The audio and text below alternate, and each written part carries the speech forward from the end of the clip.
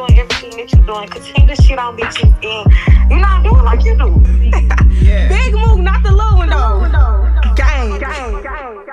What's up? What's up? It's your girl Kiwi in the building. How everybody doing? Good evening, What's Miss up? Kiwi. What's How up? you doing What's tonight? up? What's up? I'm good. I see Fast Lane that came in the building. What's up, Fast Lane? Hold on, we just switching places, y'all. Musical chairs. All right. How everybody doing this evening, though? Doing pretty good. We're gonna be excited about the guests that we have on tonight. Yes, I know you guys will be excited too. I am very excited. Can't wait. How you doing this evening, Fast Lane? Oh, I'm blessed to be here. All It's right been a now. journey, but I'm here. You know All what I right mean? now. Miss That's Me. all right. It's always a journey when it is that you're trying to reach and achieve greatness. Oh, So yes. hey, Wow. that journey is well written. Yes. So how you feeling on this evening, Miss Me? I'm feeling great, blessed, just enjoying life, just to be able to breathe. I'm so excited. All right now. We would like to thank all of our guests. Tune in for this great show tonight. If you'd like to get in on the conversation, you can call in 515-599-1687. That's All right. 515-599-1687. We would love to hear your voice. All right, now tell us what we got going on, Miss Mink. All right, so tonight's show, as we always do every Friday at the end of the month, we want to spread the love. You know, our vision is to bridge the gap between the youth and our seasoned generation. We got to take our youth back. So the best way to do that is to get them to feeling that they are a part, get them back to feeling comfortable to talking with us and sharing some of what it is that they experience, but not only what they experience, what they like. We want to hear from the youth what it is that they like. We have opening ears. The season have those opening ears. We want you to come correct, but hey, we here for you 100%. So on tonight, it is our featured artist Friday. So our topic for tonight is what, Miss Kiwi? It is the flow of art. That means that could be spoken word, that can be dance, that could be, well, hello there. We have our guest on the show, Mr. Vincent. How you doing today? Hello, cuz. How you doing? Family. Wow. How y'all doing? All right. I should say, welcome from the Yippee-Ki-Yay state of Colorado. All right, Yeah, now, my yes, sir. hometown. You better know it, baby. Yes. So we're excited to get this topic going and get some a little bit of sweet sounds from the old school, sharing a little bit of the with the new school. Yes. So as Miss Kiwi was saying, our topic on tonight is the flow of art. Like she stated, that can be spoken words, playing an instrument, giving your thoughts, your memoirs through words, rap, hip hop, hey, R&B, dance, Jazz. theatrical, hey, acting, Reggae. it's whatever it is. We want to explore all different segments of artistry, and we dedicate every Friday, not every Friday, but the last Friday of every month. So we want you all to reach out to us. Hey, if you want to be a part of Why Not Say It, come on and express yourself. Tell us a little bit about yourself and what you got going on. Then, hey, jump on in, let us know so that we can do it. So tonight, our special guest is Mr. Vincent Powell. And he's gonna give us a lot of knowledge and his viewpoints and what it is that he does, how long he's been in the industry, and some of his experiences, and just, you know, a few different things coming his way. All right. So let's get it started. So I would like for Fast Lane, being the hip hop artist he is, to kind of get this message started or this topic going with Mr. Vincent. All right, all right, all right. Yeah, so we would like to know a little bit about your journey. You know, I know you got a lot to tell us, so we're going to start with you just filling us in with your journey and the process being a great artist that you is and off into this music field. So we'd like to hear from you. Okay, well, let me give you a little bit of my history, prior history. I've been a ham since I was 5. That I can tell you straight up. My father, of course, growing up there in St. Louis, right? He was musician and entertainer as well. Daddy played with Grant Green, Lee Morgan, J.J. Johnson, and Miles Davis. Wow. All right now. Okay, and so growing up in the home, of course, you know, jazz was the thing. And even though the R&B thing was then, everything R&B, rock and roll, all those things were taboo in the house. Wow. So if I wanted to listen to Motown, right, or Elvis, anybody outside of that, I had to have headphones on, or you know, to be able to somewhere that Dad wasn't there. It was taboo, and so my father was a drummer, Okay. infamous drummer, you know, and so grew up with the drums in the house, keyboards. Matter of fact, I inherited Daddy's piano, you know, and I gave his drums to he's my like adopted brother. He taught Eric Epps, that's Eric's, the last name is Epps, that to play drums. He lives down in Fort Myers, Florida right now. He survived the hurricane this year down there. All right now.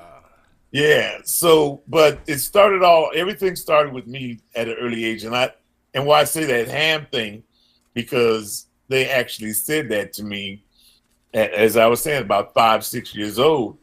Dad had the band over and they were rehearsing in the house. Okay. And so, you know how the floors are slick and everything, you know, the wooden floors and all that. They were in the living room rehearsing. I was in the kitchen. We had a nice, good, long hallway. So I come running. They went on break.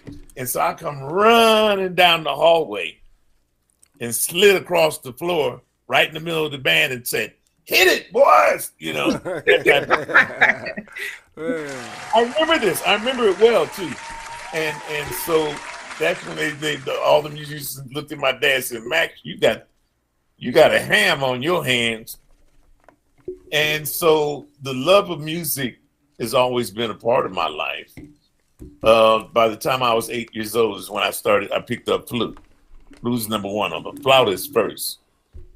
By the time I got I held what is called first chair in band, right? In middle school, junior high school. It was called junior high then. Junior high through high school. And by the time I was in high school, I started working with one of the local radio stations here in town and creating jingles and commercial spots and stuff like that. And so and then before I went in the Army, I became an intern at that particular radio station as well. And matter of fact, I'm getting ready to interview the 2 local DJs, the program director and one of the local DJs that just retired. They're writing books and all that kind of stuff. And I'm going to have them on my new television show that's coming out this season. Okay. All right. Tell us a little bit about that. Yeah. Well, let me bring you up to speed on the music part of it. Okay. Though. Okay. Okay. So of course, like I said, you know, U.S. Army, got out, worked for the federal government. During that time, you know, I got out in Los Angeles. So that's why I lived in Los Angeles for so long. And then growing up here in Denver, I played on a lot of the local scenes as well, before and after my service, and then working for the school district as well. But 3 of my best friends that are from Denver, right, which everyone has known, and you might not know these names, Philip Bailey. Oh, we know Yes, Philip Bailey. Sir, yes, sir. You might not know Larry Dunn. Wow. Yes. You might not know Andrew Wilfo. Yes. Okay, and Al McKay, right? Okay. So, in other words, I'm talking about Earth, Wind, and Fire. All That's right. Wow. These are all those good friends of mine. God bless you. We just buried Andrew. Andrew just passed away April 24th of last year.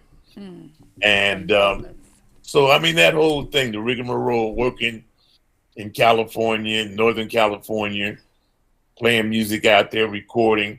Or as I was telling you earlier, Shell, we were talking, I lived in Long Beach. Okay. Guess who he know and is good friends with? Who is that, sir? Yeah, I lived in the LBC. Someone I've been knowing since he was 12 years old. His name is Calvin Brodius. Do you know who that Wow, old Snoop Doggy Dog. Doggy. That's major. is? Yeah, I've been knowing him since he was 12, you know.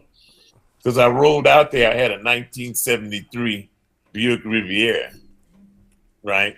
Christmas and everything else. And so it was the matter of fact, I forgot which song it was.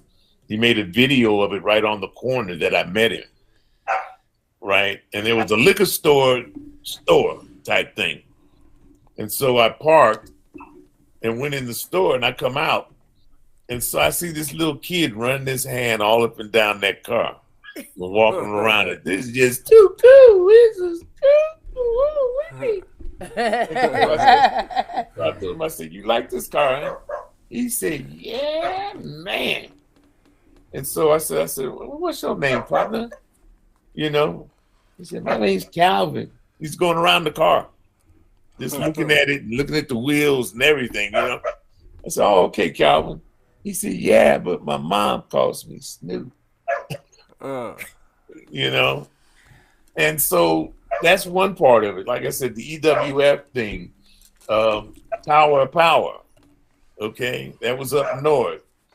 And then, so his name is Daryl Wilfolk. That's Andrew's younger brother. Andrew was like my big brother, all right? But Daryl and myself were roommates, okay? Daryl has played with numerous amounts of people over the years. I moved back here to Denver to take care of your little cousin, Malia. Because at that time, my mother, you know, had left her and everything else. And I dropped everything to come back here to raise her. But right at that time, you know, me and Daryl were roommates. And Daryl left from there to go up to San Francisco. And that's when he got with what you know as Tony. He was the original drummer with Tony. Well, since then, Daryl has worked with all kind of folks. BB and CC Wayans, Jeffrey Osborne, and right now he plays with Gladys. Okay. And so Daryl was the one that really turned me on to the LA scene. You know, even though I was in Long Beach, he turned me on to all the other different places and playing in LA. Place called Freddie Jets Pied Piper. Being the flautist, you know, automatically I was going, you know, go somewhere with that. And this was all in South Central too. Another place called the Five Torches.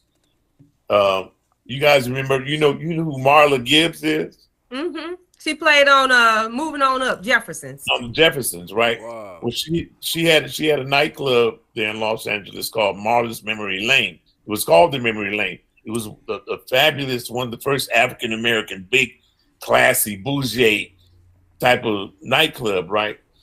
And so I played there. Another club called Nucleus Nuance that was owned by Billy D. Williams. Okay. And so I worked in those things, did a lot of stuff. And during that time, I was working for, as well as working for what it was called cable radio, which you would call it XM or anything else like that right now, the Siri or whatever, right? That's what it would have been. So I did quite a few different things then. But my recording, they go back to probably about 1980. My first recording. Okay. Wow. And so those things have been running for quite some time. The last album that I produced and was on was 20 years ago. Okay. Okay. What was the name of that? Actually 23 years ago. It was, the name of the album was called Late for School. Okay. Late for school. Okay. Okay. Yeah, that's some old school. Yeah. It was a band here called Buckner Funk and Jazz. Okay. Buckner Funk and Jazz. Okay. And so we did quite a few things. I got a TV thing that we did for ABC and several different things over that. And then, like I said, I played from here to Los Angeles. I played on the East Coast as well, right? I played in St. Louis, going there visiting Cousin Clay and stuff like that. And at that time, I met David Sanborn before David Sanborn was really, really big. Okay. Okay. The Clay took me to a couple of places to go in for a jam session. You guys really got my mind really running. But here's the thing, especially here in the hip hop thing, you guys talk about hip hop and the rap. You know, y'all's daddy. Okay. My big cousin, right? I'll never forget Michael turning me on to the Last Poets. Wow. He had brought them albums from back east here. That's the first time I ever heard any cussing on the album. Okay. And if you ever listen to it, it's political rap. Mm-hmm. It was the hardcore rap of our day. And it inspired a lot of the rap artists afterwards as well. Mm-hmm. You know, and it's from New York. That's the thing about it. The Last Poets were from New York. Mm-hmm. And a lot of people don't realize that's the birthplace of the modern day rap. Mm-hmm. Okay. And so when your dad turned me on, I was like, this is the shiznak here. No.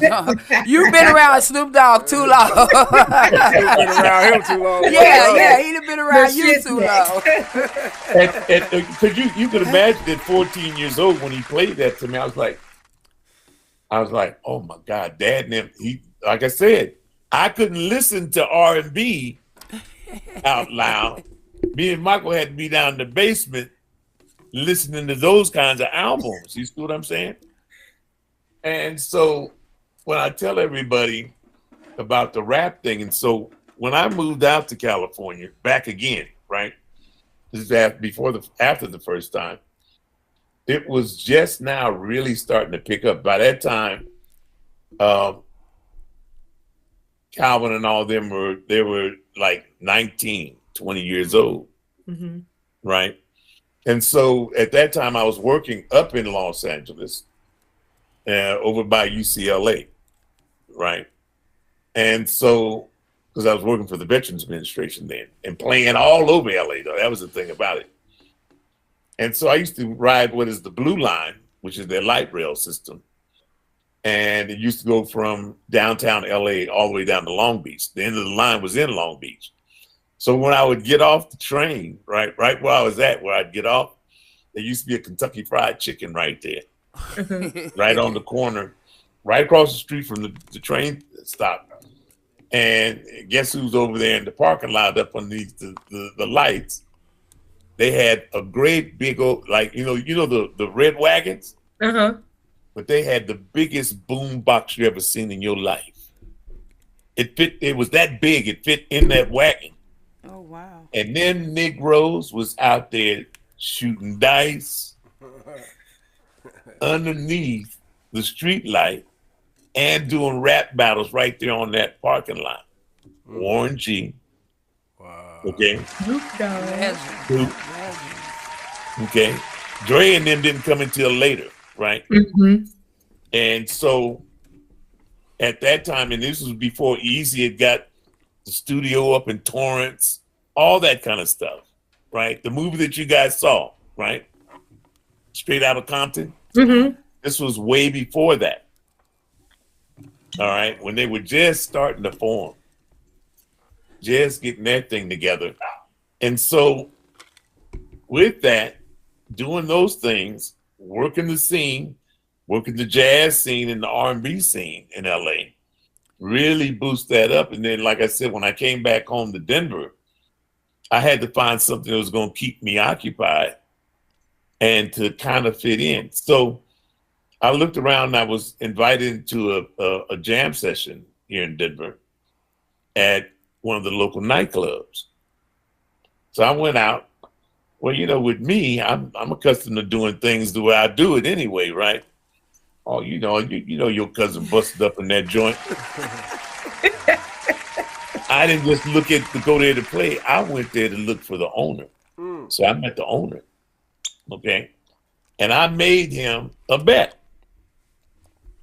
This was in the 99. Uh-huh. 99. I went there and I met the owner and I made him a bet right then. I said, well, you know what? I can bet you $100 I can turn your joint around in 6 weeks. Right? The name of the club was Club Spice.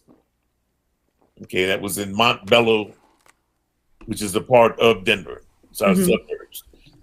And so 6 weeks came. I'd already hired every musician in town, though either I was going to put them to work or work with them. Okay.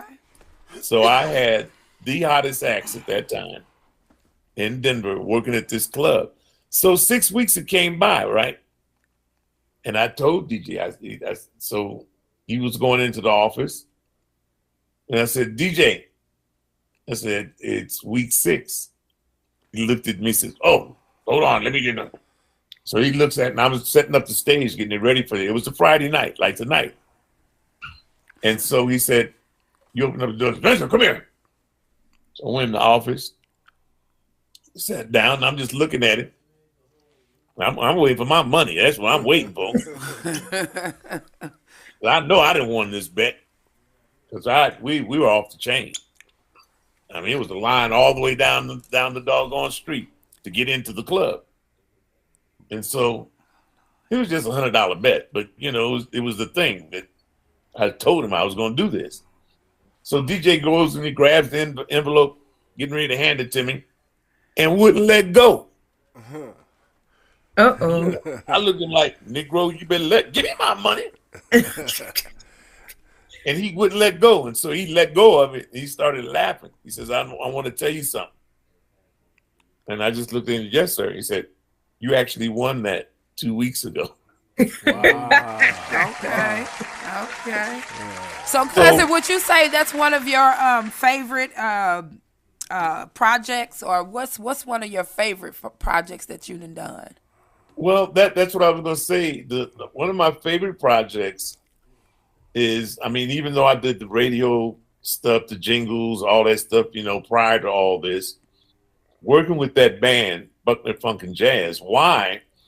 Because I was working with Clear Channel, who was the subsidy of a station out of Los Angeles that did smooth jazz all the way across the country.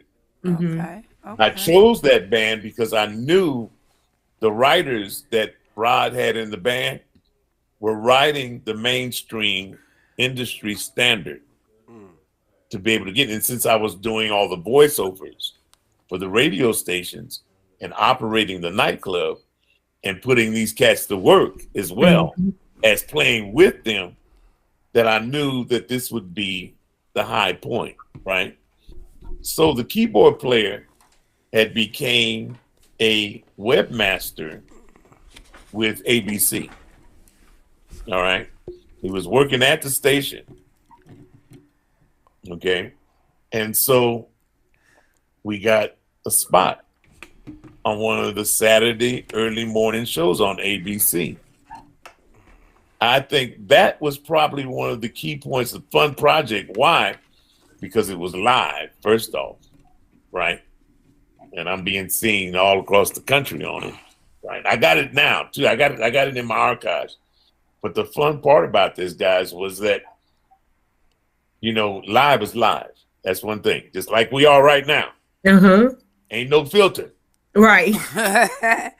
Ain't no filter. And so Why not say it? So the girl that was there, the whole news team, we in the studio and all that kind of stuff, and everybody's excited because we there and we're performing, we're publicizing the new album and all that kind of stuff. And so they went to commercial and they came back, right? The girl was so excited. She says, "Welcome back." Y'all better excuse my French. "Welcome back. We're here with Buckner fucking Jazz." When it's live, you can't beep it out. Yeah. And so you asked me that, Kiki, because to be simple fact, I have to show you guys. I'll do that next time, maybe next month. I'll send that to you so you guys can run it. Because you'll see me playing, Rod standing next to me, and we're looking at each other, and Rod's got the trumpet up to his mouth and said, "Did she just say fucking?" And you see me, "Yeah, she sure did." And you see the other band members laughing. You can hear them in the control room laughing. She didn't get fired either, you know. I mean, It was just a blooper. It was just a blooper. a live blooper though. That's the thing. Mm-hmm. And so, yeah, that's probably one of the funnest parts. And then doing the stuff with EWF, just playing music. I love music. I love entertaining. I love being this. To me, is worth a whole lot. Okay, it makes you really feel good. Then you actually truly do know that you have done your job well. Mm-hmm. Okay. And coming off the stage, everybody wants to shake your hand. I'm surprised I'm not an alcoholic because everybody wants to buy you a drink. Right. And so those couple of things and a combination of things has always made me happy about it, doing it. And then, of course, we get paid well. Mm-hmm. Yep. Yep. That's probably the funnest thing. That's one of the things that getting paid. That's Okay. right. Getting paid. Getting Man. paid. Making you smile, like you're smiling, seeing your smiles, and everybody's happy. But I mean, I've done all different kinds of things, all the festivals and everything. And I was telling you a little earlier about Andrew Wilfolk, him passing. So the funeral was so big that all the people that ever been with him, and all EWF was there. Bertie White, you know, the bass player, Philip sang at the funeral. Ralph Johnson, who was the original drummer, because there's only 3 of them left, the original members of the band. And so many people that loved Andrew and everything else, because after he left Earth, Wind and Fire, he was 4 years with Phil Collins. Okay. And then he came home and he started his own band and everything else and started his own album and going. And so about 6 years ago, Andrew suffered a massive stroke.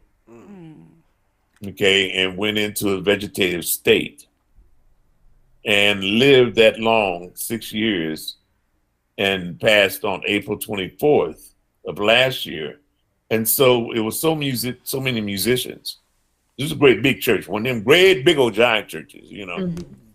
And so all the musicians and everybody, especially even local from across the country, we couldn't get everybody up there for the show. So for last year's Black Arts Festival, I closed the Arts Festival by doing a tribute mini Earth, Wind and Fire show. Okay. For Andrew. That should have been nice. Yeah, and so I'll be able to get you guys that as well. Matter of fact, after we get off, and I mean, you can go online right now and look it up and run my name, and you'll probably even see that there. Oh, Okay. Of any of my past stuff. All you gotta do is just put Vincent Powell and look in there, and then you'll see a lot of my work. Okay.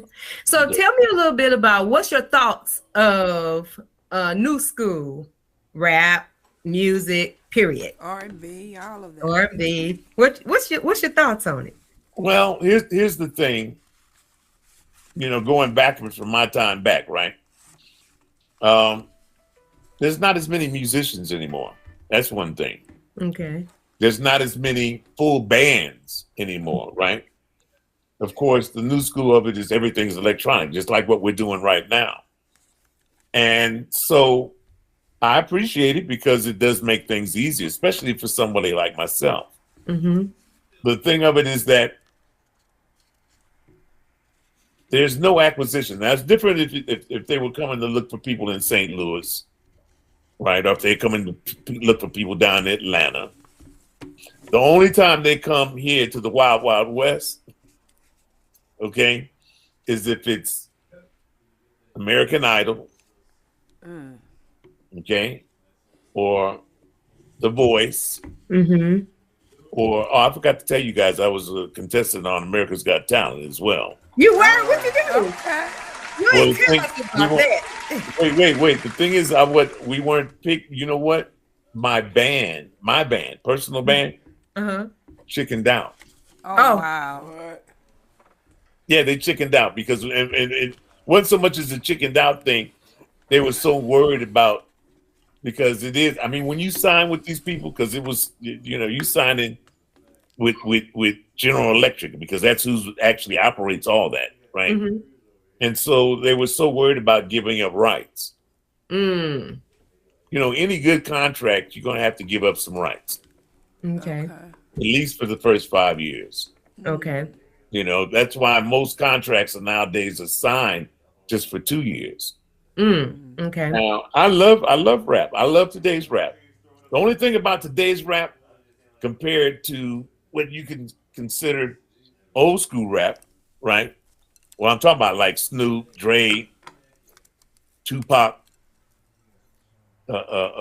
Digital Underground. Now that's one of my favorites. Okay, Digital Underground, especially when Tupac came on the scene, right?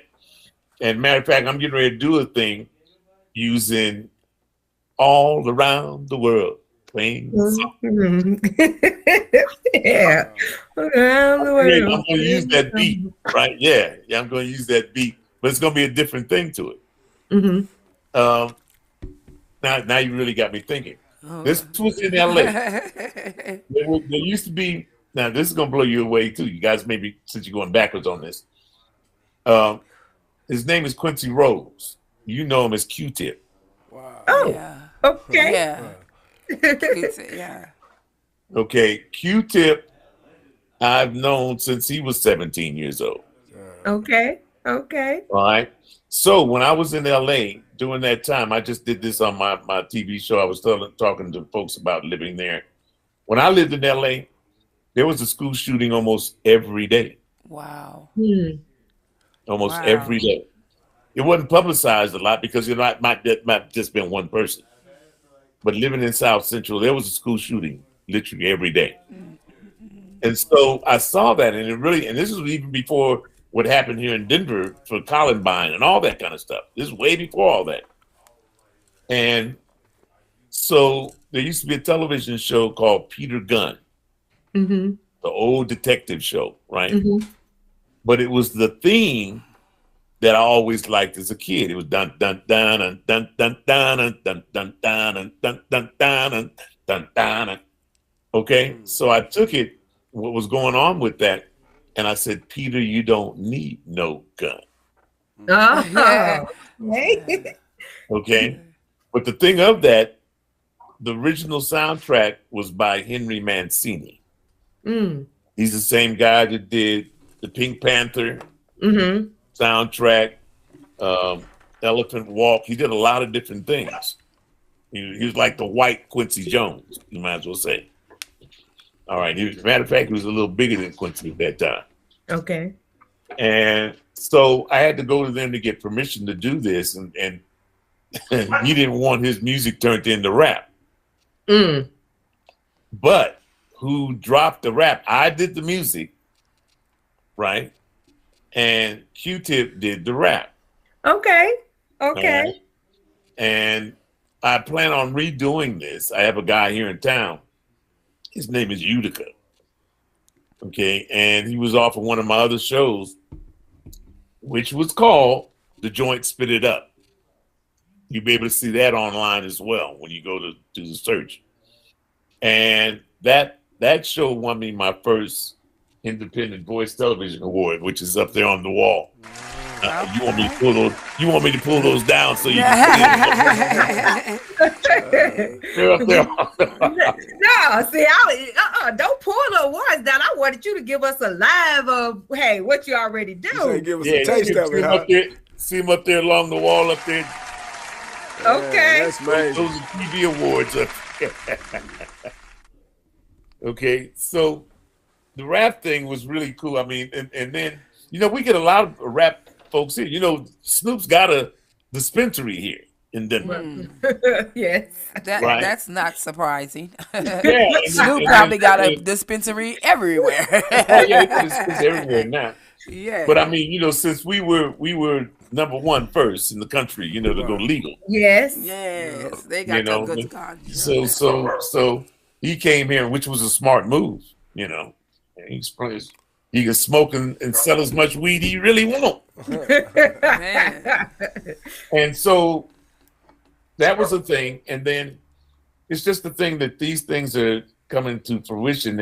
And so that really worked. I knew it was going to work because I took the old school rap thing and mixed it with the new school thing. And so the show was about the local rap artists. Mm-hmm. And we would do ciphers and battles. Okay. Right? And so out of the 3 shows for the awards, the second award was for my show called Cover Band. Okay. And that's about the local acts that do cover acts. Okay. Right. And a couple big and one guy that's coming up that he's the local smooth jazz artist that I brought into the fold when he was 17, and he's on the top. He's in the top 100 Billboard right now. Mm-hmm. And so yes, I love some rap. Believe me. Okay. Well, I'm pretty sure because you got some, you know, you I got some heavy hitters under your belt. Because especially my dog Snoop. I mean, hey, my heart beats with, you know, I love Snoop. I know you do. I know you do.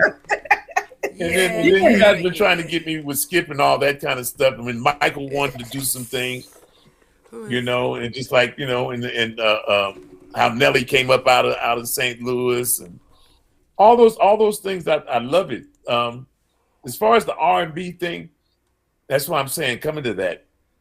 There's only so many people nowadays that there's more singers, right, than there are musical instrument artists. Yep. Okay. And the thing is that's why we're trying, my generation is trying to bring that back strong too. Mm-hmm. I mean, yes, there's plenty of singers. Most of the music that everybody's listening to, they don't realize there's really no musicians. Right. Mm-hmm. Okay. There might be a few studio musicians that do it and put it together. But the industry is literally it's not ran by musicians anymore. Mm-hmm. You know, it's run by CPAs, attorneys, and all those people who sit up in them office buildings with ties on. All they care about is the paper.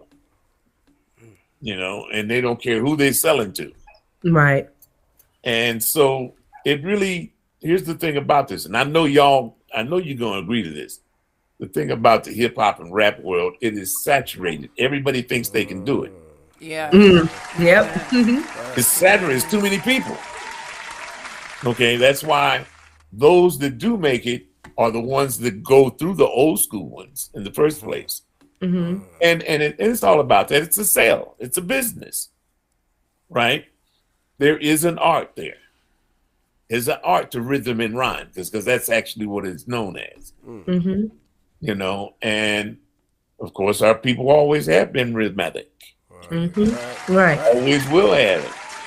We know how to set a groove, baby. Yeah, baby. Yeah. I got a question then. Yes, ma'am. So when is it that you gonna bring some of your musical talents and get your nephew on there so that y'all can collab together? You know, the thing is that like I said, I got a lot of irons in the fire, especially right now. I'm finishing up my album, which will have 16 tracks. Okay, 8 of the tracks are going to be redos of other folks' music. I have those licenses to do that, right? And so it's going to be from jazz, gospel, rap, R&B. I am in Colorado, right? So I got to put a little yippee-ki-yay on it. Okay. Oh yeah, because I mean, look at Lionel Richie. That's what really put Lionel Richie over the top. He started writing them country western songs. Right. Well, hey, Nelly and them done tapped into that too. Yeah, There's a few that's been tapped into it. And then even when Tupac said the thing about California. Right. Right, is the Wild Wild West. No, this is the Wild Wild West. Where I live at is the Wild Wild West. Shout out to my hometown. Me and Shelly was talking about that earlier. This is where the cowboy thing really did start. It started right here in Denver. So Texas ain't even got nothing on it. Oklahoma ain't got nothing on it. You say Texas ain't got nothing on it. No, they all learned all that from us. See. So we gonna come and visit. We gotta, you gotta set something up, because when it is that we come and visit, then I'm looking for that collaboration. That's what I'm looking for. I want to hear some of that. What you call it, fluentry? Oh, you talking about as far as me playing? And your saxophone. Oh yeah, my soprano saxophone. Your nephew putting some lyrics to that. Right. Of course, I create and use the piano to write with. Wow. And yes, I do. I want some flow. Yes. And he got something for you. I'm gonna even put something on there too. I'm gonna flow something on there too. Throw something on there? See, here you go hating. There she go hating again. Don't hate on me, baby. No. Now see, I'm gonna promote your nephew because I know what he bringing to the table. But your niece on that end, I ain't gonna let you. I'm gonna let you ask your nephew then. How about that? wait though, y'all, and especially even you didn't know this about my baby sister, Itang. Okay. She's been rapping ever since rap came out. Oh, okay. Wow. She was the one that turned me on to salt and pepper. I didn't know nothing about no salt and pepper. She still has those albums when they first came out and all that kind of stuff. And so she was trying to be in her stage name is Goldie. Okay. Miss Goldie. Miss Goldie, because of her complexion, and then of course the gold thing, flash. And then we're in the Golden State too, because that's what Colorado's known for. Yes.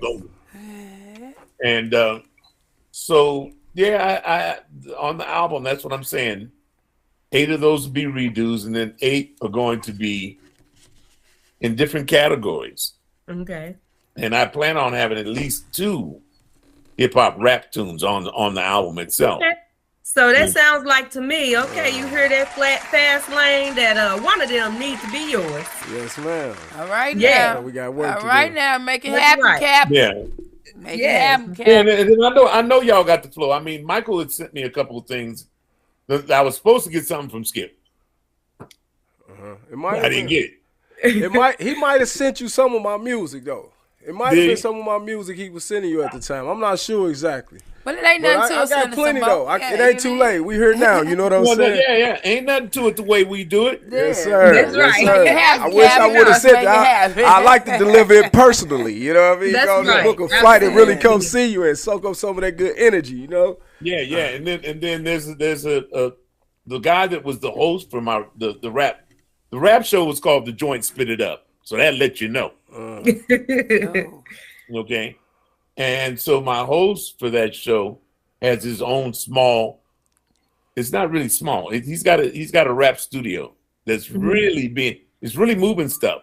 And then we have a brand new radio station here that's in the same facility that I work in for the TV station. It's called The Drop. Okay. Okay, 104.7 here in Denver. And I think you can actually get it online in any way you want to nowadays, because you can stream anyway on anything. Mm-hmm. You'll be able to get that. Another radio station I work with here is called KGNU, which is a free radio station, free speech station.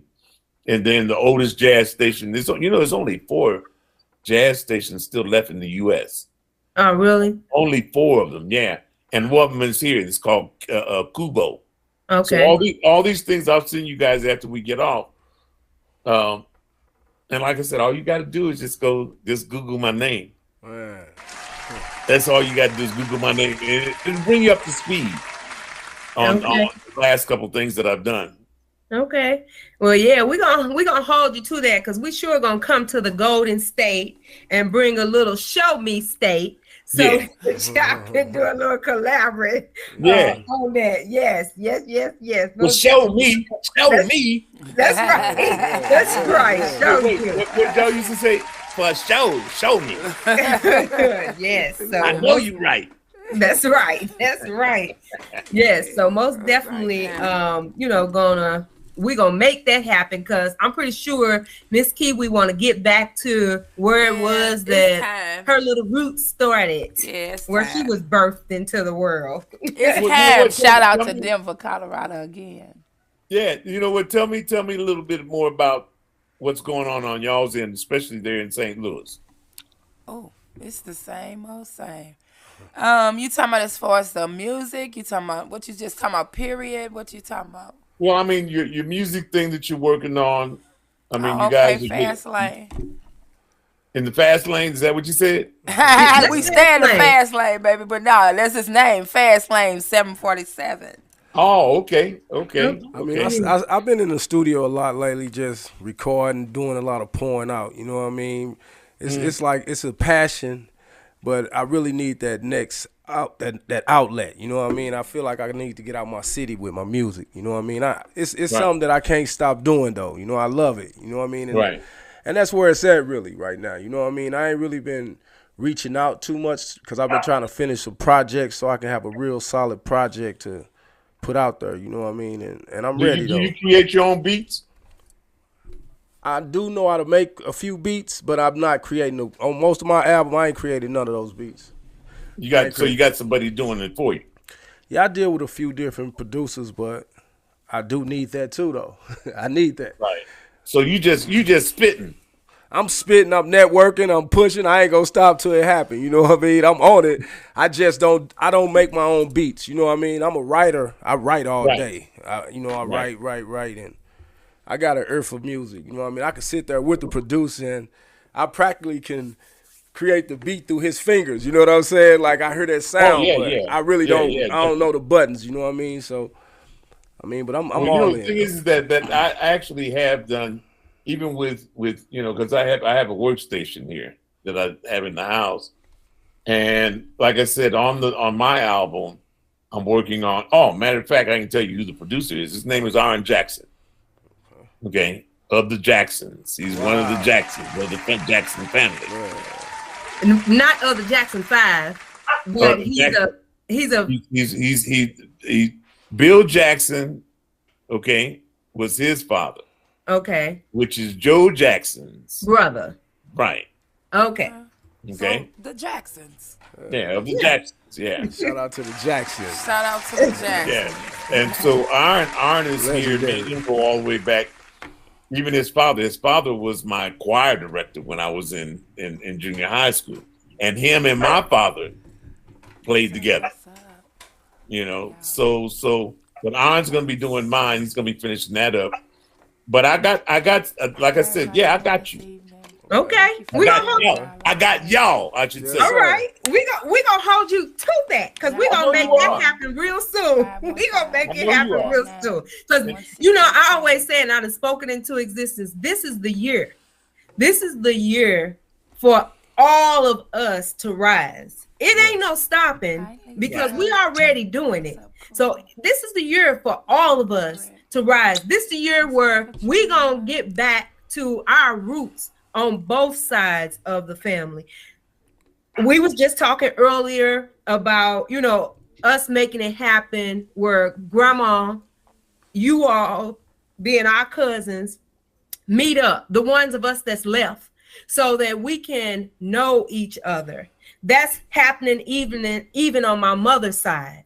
So we gotta make it happen on our father's side, on grandma's, with you all, because like I told you earlier, we may not know, everybody on our father's side. However, we know you all because we spent time when we was in Denver at you all's house. Yes, you lived with us. Yes, we did when we first moved up there. So it's time for. That was before you was born.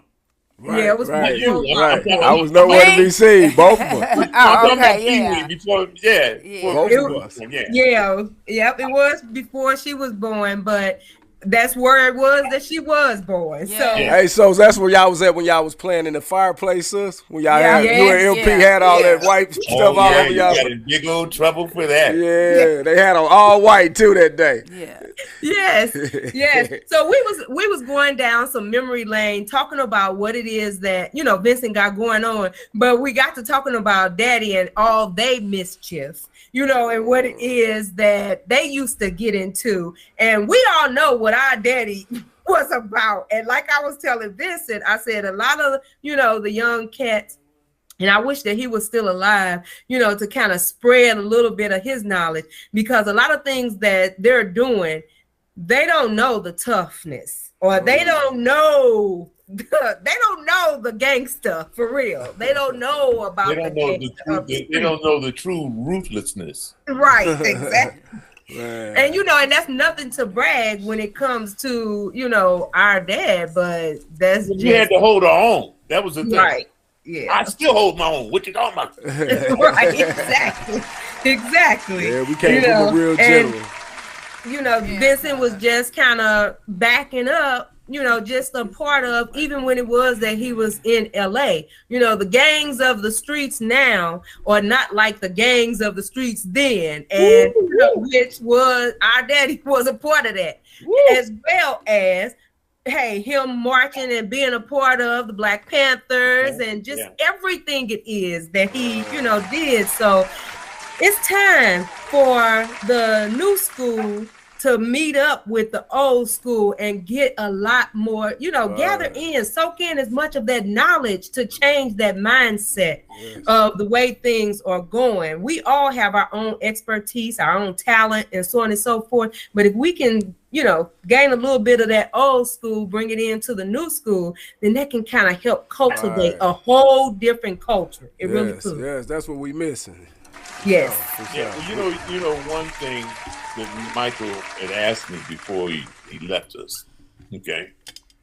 He said, Vincent, no matter how long it takes, let us have at least one family reunion. Wow. With everybody in the family. And to be able to make that, because Malia is no longer on the West Coast. But the thing of it, the majority of y'all are all back east. Mm-hmm. Okay? So we're talking about from here all the way to the East Coast. You might think that we have a very small family, but it's not. See, we don't know. No, it's a lot larger than it is. And like I was sharing with you today, that's why I was telling Shelly today, Kiwi, is that you guys, I'm going to send her the link so you guys can come on ancestry.com, okay, and to be able to put your information, your children's information onto the family tree. All right, because I've gone all the way back to 1854. Wow. Okay. And even further back than that, as far as when it goes into the DNA part of it. Okay. But as far as the record that we'll be able to start uploading the pictures, all these different things. And even though myself and Clay are the two elders, we're the elders now, Mm-hmm. And then my brother and sister as well. But as far as the two oldest cousins, first cousins, it's me and Clay. Mm-hmm. And so I want to be able to get everybody together, all the children, all the family that are existing at this time. And yes, we need to do at least one. Mm-hmm. of the family reunions like everybody else does. We're just scattered all across the country. That's the thing. And we could have it somewhere neutral, wherever the case, and at least one. I wish we could have it where the roots all began, which was in Turkey, or not Turkey, but where was it? Parts of it started in Turkey, right? It was remember, I was telling you earlier that I thought it was Georgia, where you're at. No, it's the country of Georgia. Republic of Georgia. It used to be the Republic of Georgia. Now it's just Georgia. Oh, wow. So when I did that, and when I went in there on the DNA and all that stuff, of course, the African side of it, some of the Native American stuff of it, but believe it or not, that's where our truest, deepest roots are, besides the African American side. Okay. And what I told Shell is this: when you do those DNA tests, right? And if you are more than 20%, if come up 20% of this, that's who you are. Okay. And so on that one, on mine, because I am an immigrant. My mother was Turkish. Okay. And right next door to Turkey is what? Georgia. Oh, wow. So it was a big full circle. You see it when my daddy went over there, it's just a big circle of people. And so that's why I encourage all y'all to do it. Like I'm telling everybody, spit in the cup. It ain't but $99. You see what I'm saying? And it'll give you that information that you guys will be able to add into the tree. Okay. And so I have literally all the way back to, they don't show the folks, but believe it or not, to the 1700s and the 1600s. Wow. Okay. Because the first Africans, you might as well say African Americans, right? They were indentured slaves. They came here to cultivate, and this is in Virginia. They sent them over here, and those are like, oh my God, I got a whole list where it says 6, 7, 8, and 9 cousins that we have here in the United States. Wow. That it goes all the way back to that. They were indentured slaves. They weren't slaves, I'm sorry. They were indentured servants that came over to cultivate the tobacco in Virginia. Wow. Okay. And once they did the cultivation, they served 5 or 6 years or however long they got property in Virginia. And this is during the 16th and 1700s. Wow. Okay. And so we got a bunch. That's what I'm saying. That's what happens once you get into that DNA stuff of it. And so with me, I came up 36% Anatolian. That's what we were known as. In other words, I knew this because my mother had shared that with me, and I already knew it, that we are Asians more than we are black folks. Wow, that's why Grandma look like, you can't even see Grandma eyes. Grandma see eyes. I was just looking at a picture of her. I always said she reminded me of an Asian woman or something. Oh, yeah, see you? Yeah. Well, that's who he looked like, Jesus. Yeah, that's what I'm thinking about, Grandma. That's what made me say something. Looking at him, I'm like, wow, this tripping me out, man. Yeah. Yes. And you know what, you can really see it in my mother, and I'll never forget when Mama went home. She told me, she said, Vincent, you told me. I said, what, Mama? You told me we was Asian. Because all my cousins came out of the hills to come and see me, and some of them are chinks. Wow. That is crazy. Yes. So yeah. I really look forward to that. The whole music thing that's going on, my television series and things that are coming on. I just did a big TV show that the first one for the year. Wow. That I dealt with. Her name is Senator Rhonda Fields, and I dealt with our new police chief in town, and it's about gun violence because the lady I'm working with, and her name is Deona Harding, and she does like the Ebony Fashion Fair, but hers is the Black Pearl Entertainment Fashion Fair. Okay. And so we got a bunch of modeling and stuff like that, and her grandson was one of the models. Well, there was a day that they let the school out early. So him and his girlfriend went over to a recreation center right by the school, right? And so they came out, and it was a fight that broke out by the recreation center. And so somebody started shooting. Okay, they started shooting. And so he shielded his girlfriend and got shot in the face. Wow. Oh. Okay. And so when that happened, and me and her dealing, and he, I've been knowing since he was a little guy. He's been a model for her since he was a little kid. He's in high school now.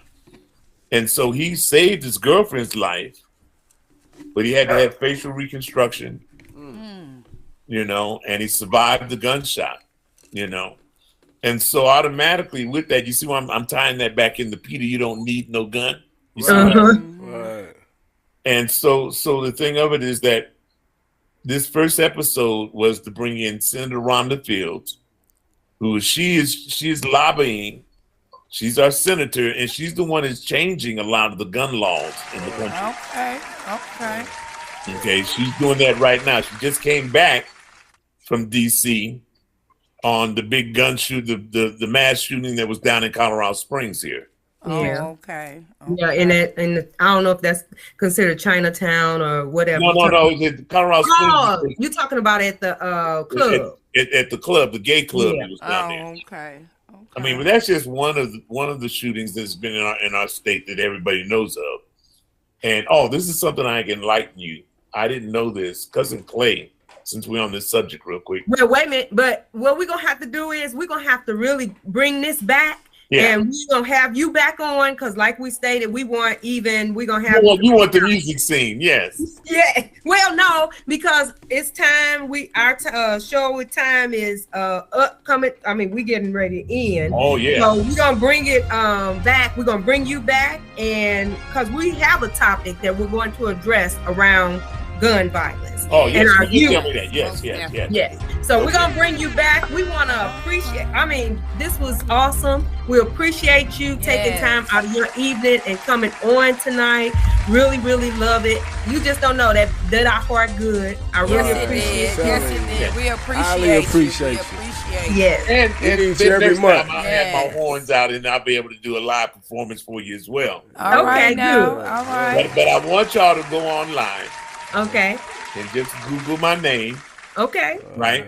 And you'll see a lot of the stuff that's in there. And it'll give you everything that's going on with me from last year, even this year, on back.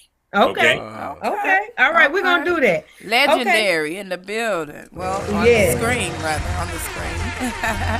Yes. All right. Well, thank you so much. I have to share my love and blessings to y'all. Yeah. Thank you. Appreciate it. Appreciate you. Yeah. Love y'all so much. Yes, love you too. Dearly. Love you too. Yes. Just and we're stay gonna be up there. We're gonna be up there. Yes, most definitely. Wait, you know what? You better wait till spring because that's how long it's gonna take. Oh, don't worry.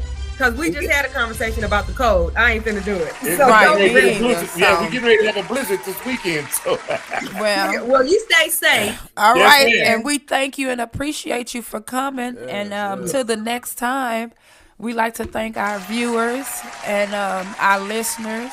Thank you for tuning in. Until the next time, Miss Kiwi sounding out.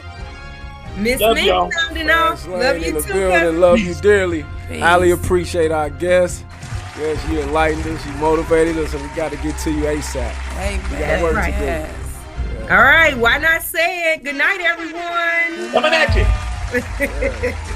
Love you. Love you. Bye-bye. I woke up this morning, money on my mind, money on my mind, money on my mind. I woke up this morning, money on my mind, money on my mind, money on my mind. I'm talking skyscrapers and plenty of paper. Got my mind on the million, ain't got no time for you haters. Skyscrapers and plenty of paper. Got my mind on the million, ain't got no time for you haters. Fast lane screaming all gas. there's no breaks. Been out just since a baby, look my nose, I need a break. I ain't talking federal cages or the state. I'm talking Dubai, Miami, or LA.